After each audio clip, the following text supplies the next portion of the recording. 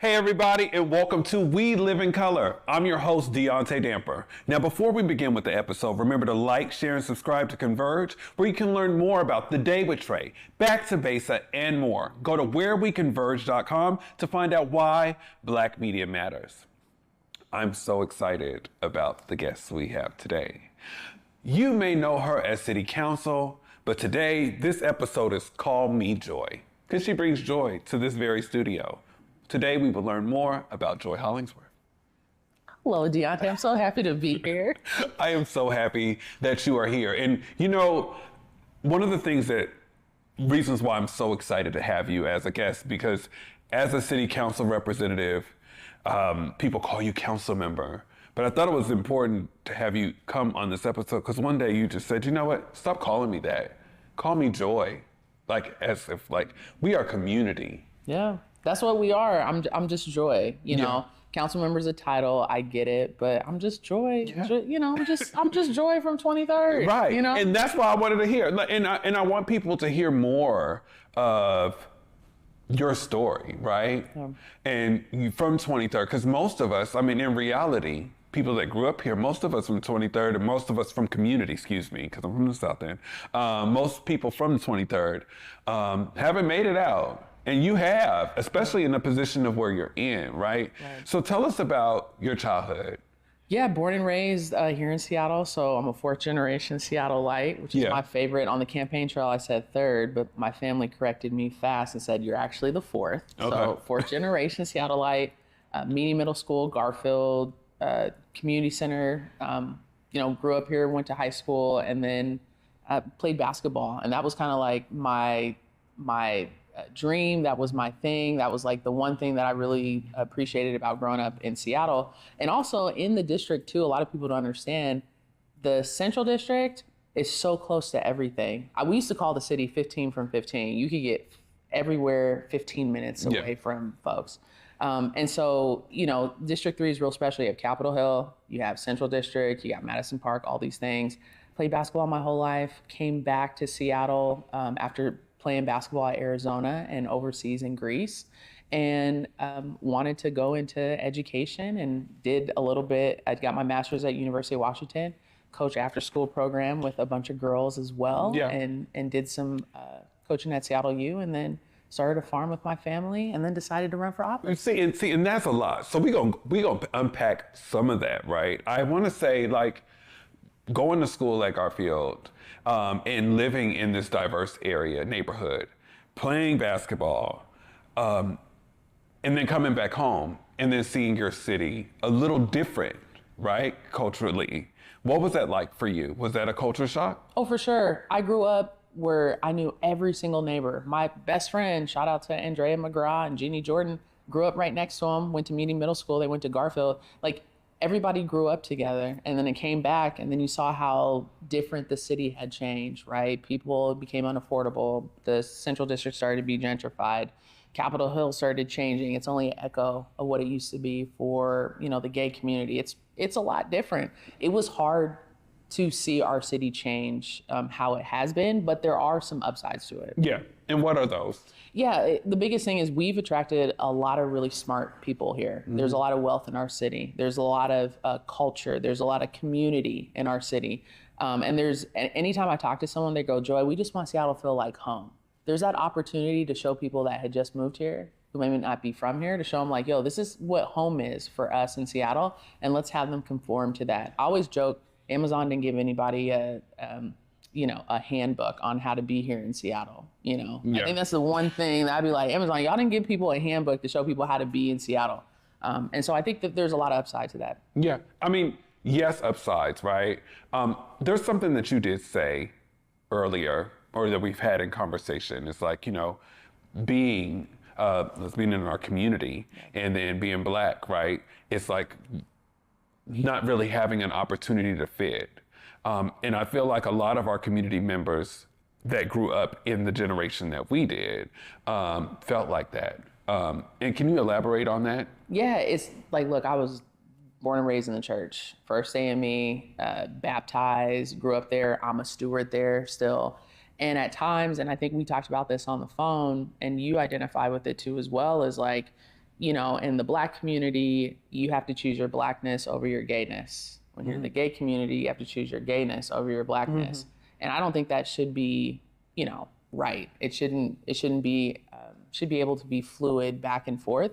But, I think, I understand obviously where the hesitancy comes. People just don't know. And so that's a lot of things I had to, navigate as a child, as a kid with my family. Yeah, and how was that? How did your family receive that? Because I grew up in church too, so how was that received with you and your family? Yeah, didn't come out till college, but it was like, duh, everybody was like, how do you not know, Mom? But, it was what it was. And I think for me, my family accepted me for who I was. My grandmother loved me for who I was. I have very great interactions with my family. That's not the typical story. So I know how lucky I am because they just love me and who I love. And, it was a great experience for me personally. Not everybody has that. Yeah. And and not everybody has that, because honey, I can give you my story too. But I do think that a lot of your story, and especially like coming back home and saying, oh, I fit, and I'm going to make sure I advocate for all folks. Right. My whole life, I've always tried to get people to like Joy. Not Joy who's gay, not Joy who's Black, not Joy who's the Black female, not Joy the basketball player, just me, the person. And I think that's why you see so many people that I can find commonality with literally anybody, or try to. You'd be like, Joy, if I threw a party right now, Deaunte, you'd be like, Joy, who are all these people? Because it'd just be a random mix of everybody. Yeah. Right?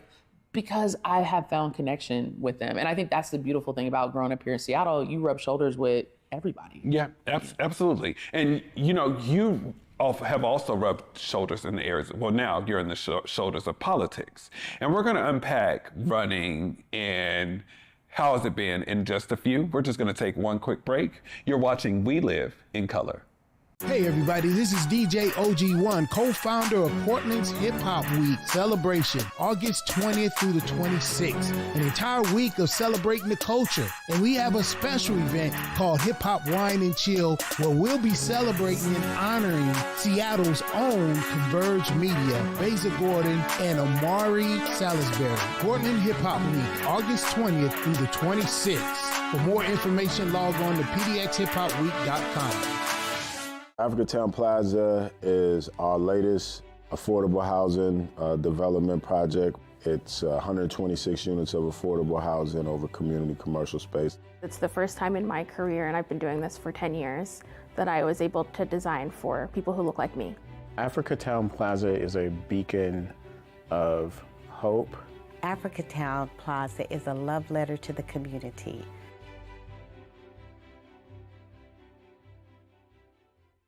Hey.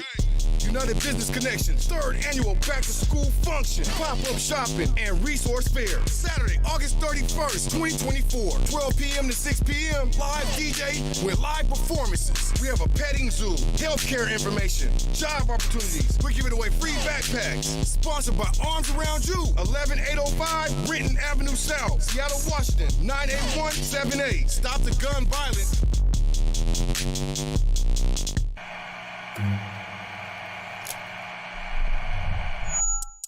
Hello, welcome to Elite Insights with Carlos Imani. We're looking to offer an in-depth look at event production industry through the lens of client experiences and joint successes. The podcast will emphasize guest interviews, focusing on client, discussing their fields, and reflecting on their collaboration with Elite Collective. Again, you're with Elite Insights. Carlos Imani here. See you guys in a few.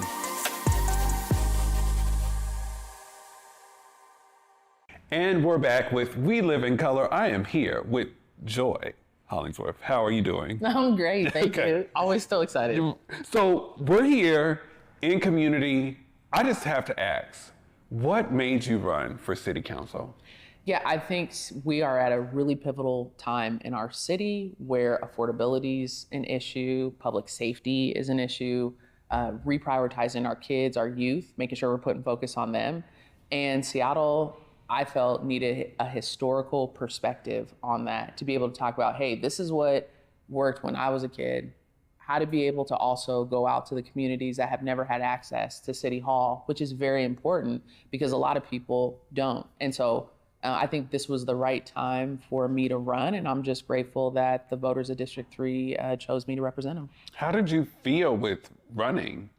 About running? Like what were the challenges that you had with running? I mean, it's like you've covered many pockets in community, right? And the previous person who was in office what did not leave in a graceful space, right?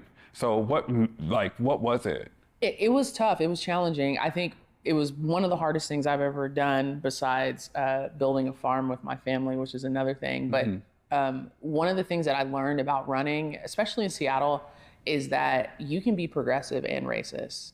You also can be, a centrist and racist. I experienced racism from all types of whatever the spectrum people wanted to, they categorize folks. I think the other thing that I experienced was people wanted to put me in a box. Because you are this and that and this, you should be on this side. Or because you're this, this, and this, you should be on that side. That was challenging enough.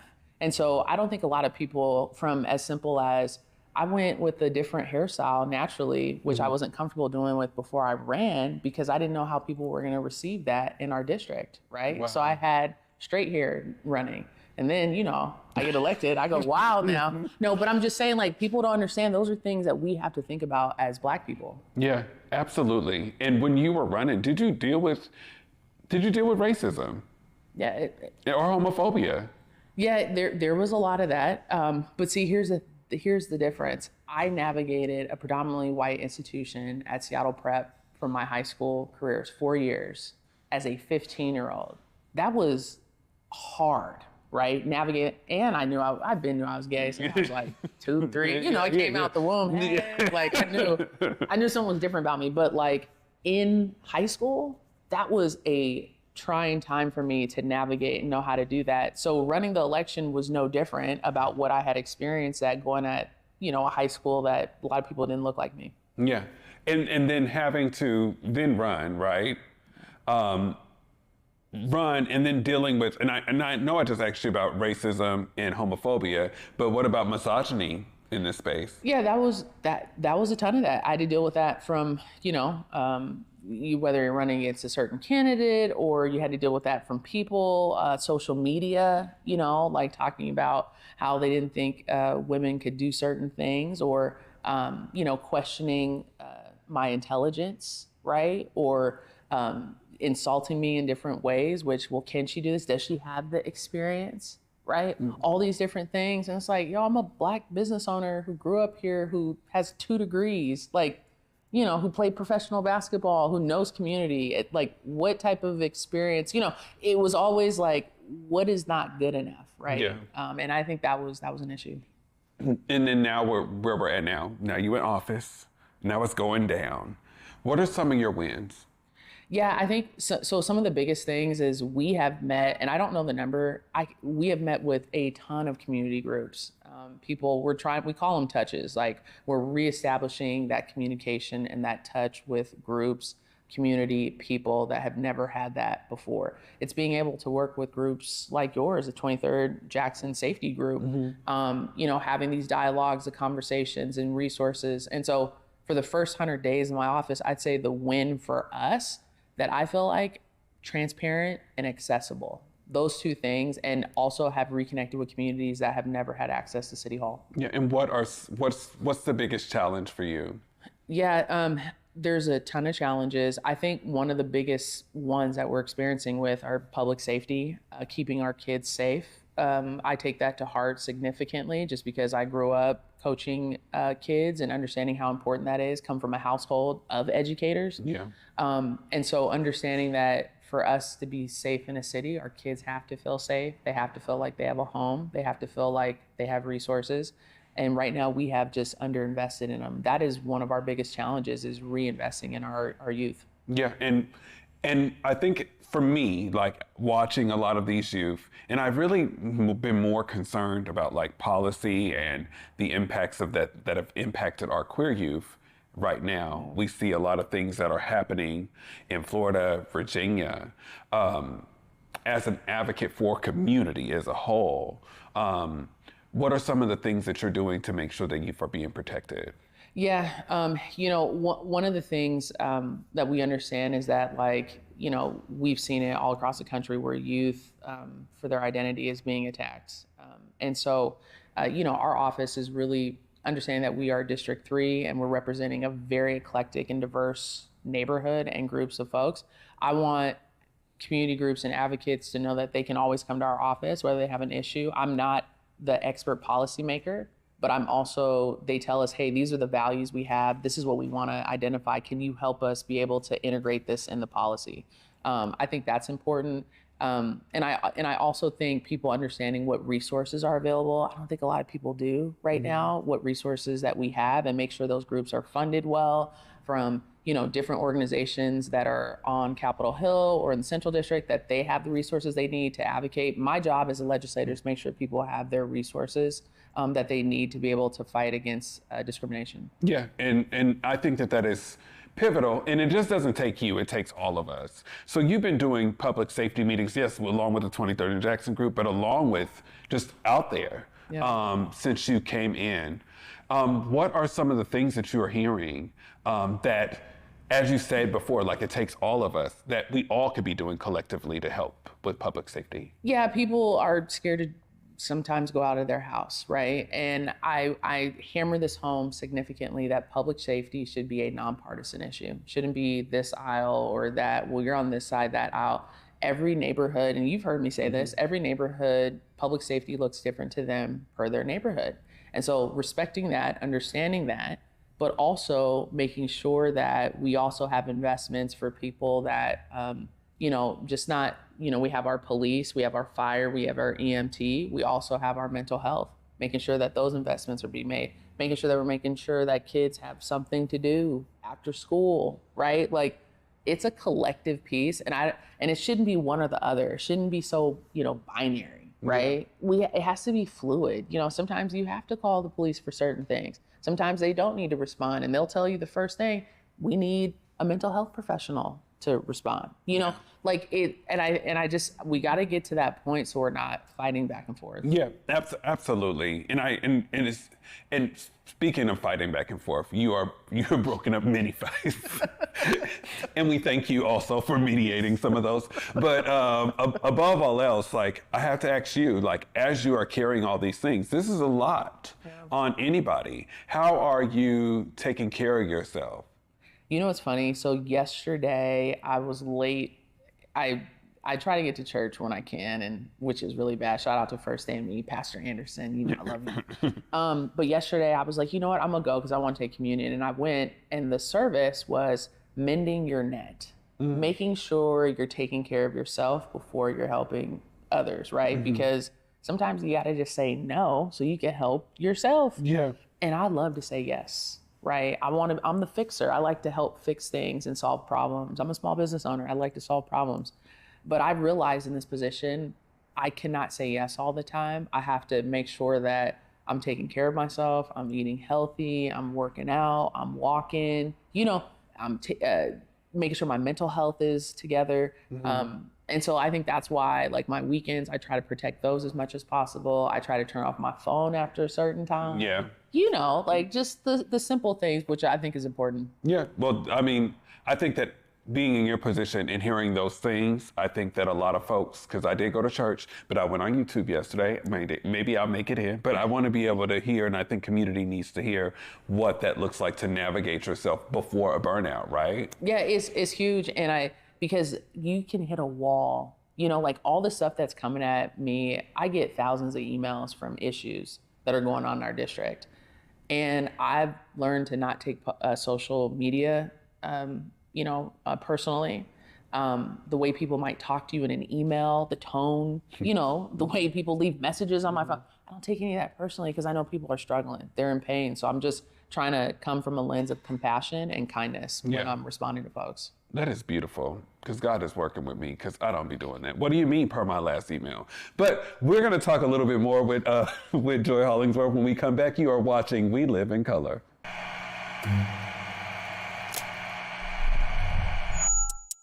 Hello, welcome to Elite Insights with Carlos Imani. We're looking to offer an in-depth look at event production industry through the lens of client experiences and joint successes. The podcast will emphasize guest interviews, focusing on client discussing their fields and reflecting on their collaboration with Elite Collective. Again, you're with Elite Insights. Carlos Imani here. I'll see you guys in a few.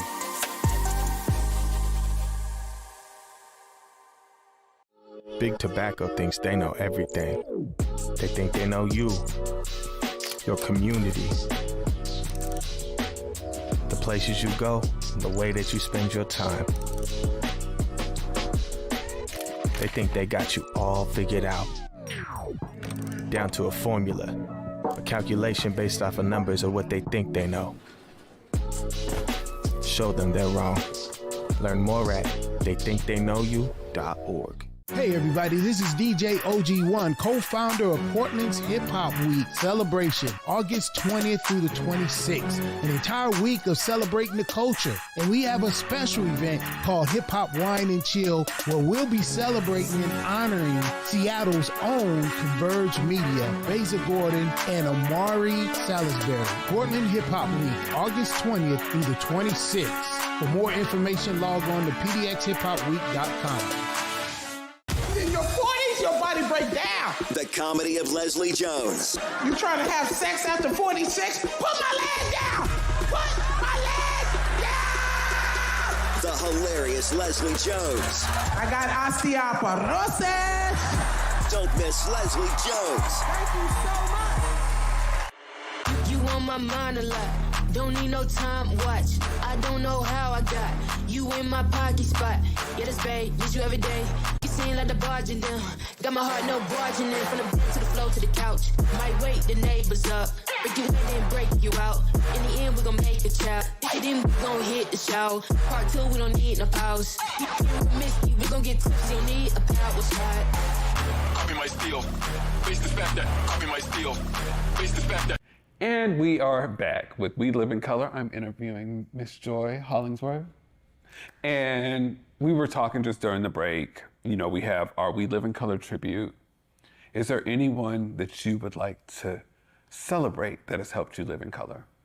Yeah, one person and that I'm so grateful for is my mother. My mom is my number one fan, my biggest supporter since day one. She has really helped me live in color for myself, who I am, to be a strong Black woman, and also has taught me about knowing my history reveals my potential greatness. And I could not be more grateful knowing her story and for her, the impact that she's had on my life. Okay, well, shout out to your mama. Mamas, I love my mama. And I think that she's embedded that in you, and I think that you have embedded that in other people, because I actually have something that I want to show you. So we're gonna go to a clip. Hey, Coach Joy, I just wanted to surprise you and say thank you for supporting me when I was younger and giving me the confidence to be a great athlete. All the things that you taught me when I was younger really helped influence how I turned out today, and it's crazy how we're both working in policy now. So I just wanted to say, hey, love you, looking forward to seeing you later. Bye. Oh my goodness. I love Nyree. I had the opportunity to coach Nyree and a lot of the kids, and I think I told you this, there is nothing better than coaching Black young girls between the ages 6th, 7th, 8th grade. They're ripe at the age of vulnerability, and you're just trying to nurture them and give them confidence, and that just, ooh, thank you. Yes, no, thank you. And you know, before we get out of here, I do want to make sure that you do a call to action. And you do these often, so I need you to just look in that camera, let people know where they can find you, or just give a call to action on some things that you need in community. Hey, Joy Hollingsworth, Seattle City Council, District 3. This is how you can interact with our office. If you need help, we have an email address. It's called d3help@seattle.gov. That's d3help@seattle.gov. Or you can find me, joy.hollingsworth@seattle.gov. You can hit us up all the time. You need a meeting. You have something going on in your neighborhood. You want me to show up to something. You need me to speak to something. You need me to advocate for something. Whatever it is, I'm there for you all. I'm accessible, transparent, and I am so honored to be able to serve you. And thank you so much. Thank you. So I know when you leave here, you are clocked out, but today in this space, you were just joy. Thank and you. And I appreciate that. And support my guy, Deaunte. I love him. This is my unofficial husband, so support my guy, okay? You heard it here first, y'all. Surprise, mama. It's like, no. But thank you so much. Thank you so much for coming to support yourself. And share your story, because I think a lot of our community folks need to hear we are from here and we still love here. We still build here and we won't break here. That's right. And the Black community is alive and well here too. Absolutely. So I thank you. And I thank you, community. Tune in next week for the next episode of We Live in Color. And above all else, walk with love. Have a good day.